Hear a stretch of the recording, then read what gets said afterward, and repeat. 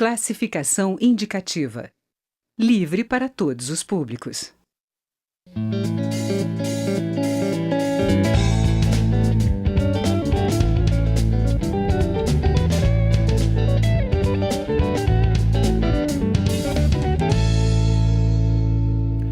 Você já deve ter ouvido a expressão crime de resistência. É um crime praticado com uso de violência ou ameaça a um funcionário por quem se opõe à execução de um ato legal. A pena para a prática desse crime, ela foi fixada ainda em 1940, há muito tempo. Ela varia de 2 meses a 2 anos. O deputado subtenente Gonzaga, do PDT de Minas Gerais, acredita que boa parte do descrédito dos profissionais de segurança pública decorre exatamente das penas reduzidas que a atual legislação prevê. Penas que, em muitos casos, nem chegam a ser cumpridas.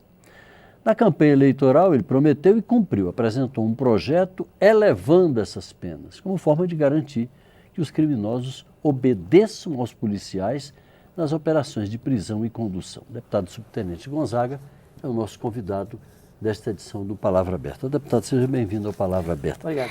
Deputado, o senhor tem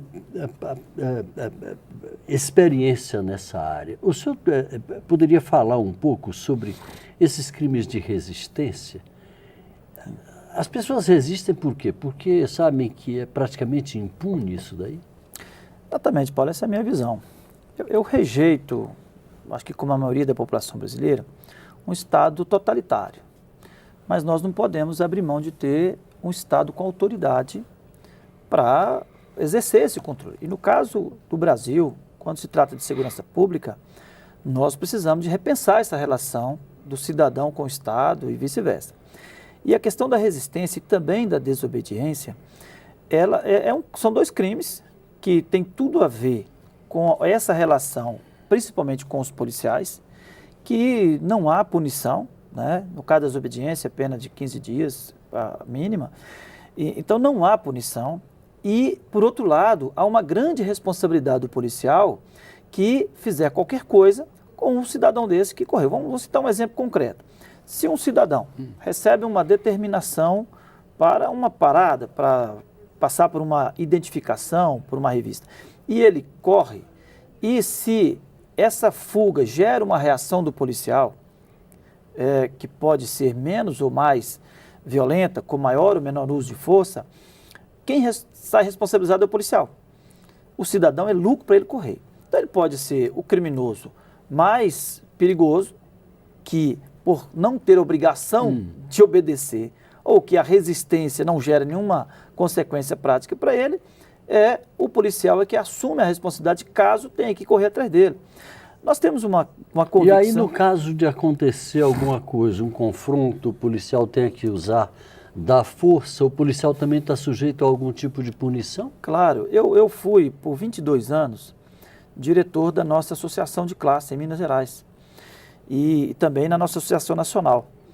E o que nós temos visto de responsabilização de policiais que após um esforço de abordagem, tá? Ou que teve que correr atrás, que teve que fazer perseguição, que teve que correr, literalmente correr atrás, que teve que usar força e, por consequência, usou dessa força, desse confronto e gerou, por consequência, uma sensação de que foi violado, né? Que o policial violou o direito do cidadão.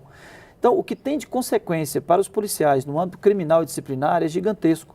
Então, a nossa avaliação... É claro que a gente vê muito de filme, mas tem a realidade concreta da autoridade de policiais em outros países. Vou dar um exemplo. Nos Estados Unidos, você tem uma regra básica.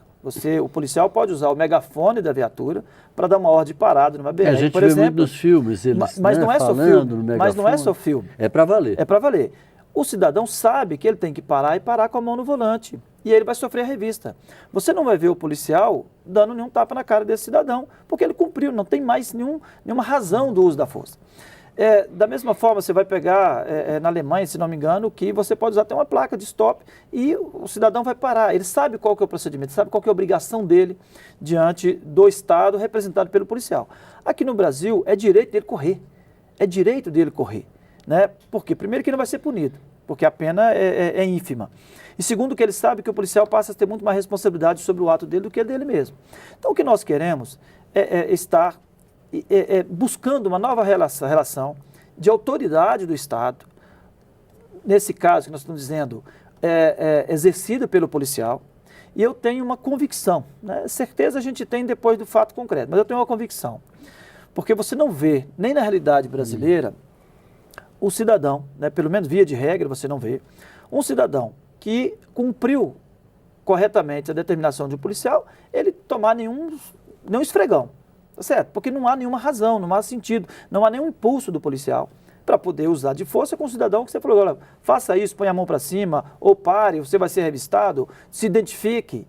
É uma questão quase que cultural, né, deputado? Tá certo. Então, nesses outros países já deve haver uma cultura de que você tem que obedecer a ordem. Tem que obedecer, porque se você não obedecer, você passa a ser responsável pelo seu ato. Aqui é o policial que continua responsável. E não tem como você, por exemplo, e aí eu vou falar de centenas de casos concretos, você dá uma ordem de parada, tá certo? Dá uma ordem de parada para você abordar. Aqui o cidadão corre, tá certo? Empreende fuga e tudo mais. O policial começa a correr risco nessa abordagem, ele tem que correr literalmente, se ele tiver de veículo, se ele tiver a pé, tá certo? E depois não tem como você, depois de correr para pegar alguém, literalmente, você não usar força. Como é que você contém alguém que está correndo, que você tem que abordar, sem segurar, sem usar de força? E aí você tem um risco de usar para mais ou para menos. Se você usar para menos, você vai apanhar. Se você usar para mais, você vai ser responsabilizado pela lei de abuso de autoridade, enfim. Então, o que nós entendemos é que é o momento de nós construirmos uma outra relação do Estado inverter com a essa sociedade. equação, né? Inverter essa equação. E eu tenho uma convicção, será muitos tapas a menos. Muitos tapas a menos. Porque não há razão nenhuma para um policial que dá uma ordem e ela é cumprida, ele faz uma revista, faz uma identificação e ele dá um safanão. E já não acontece isso aqui, tá certo? Pelo menos via de regra não acontece, porque o policial é responsabilizado. Se o cidadão corre, se o cidadão não obedece, ele gera uma reação do policial, porque não sabe se o cidadão está correndo de medo, ou se é uma fuga, ou se é para se posicionar melhor para dar um tiro. Então não tem jeito de não ter uma reação com o uso de força. Então tem clareza que a gente vai melhorar a capacidade de ação do Estado.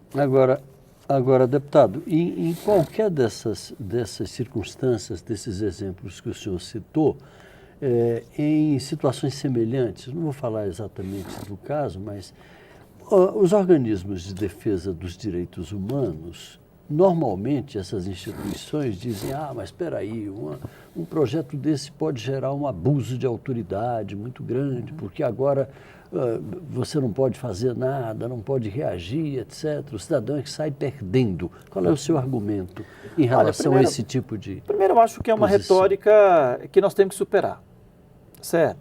Acho que a retórica de que nós só somos policiais violentos, que o Brasil só tem policial violento, ela já não se comprova mais primeiro a partir da doutrina, né? Nós já temos uma doutrina, tanto nos processos de formação, no treinamento, que é regular, né? Eu falo muito pela Polícia de Minas Gerais, um treinamento regular, uma doutrina aplicada na formação, que é voltada para o reconhecimento dos direitos humanos de qualquer cidadão.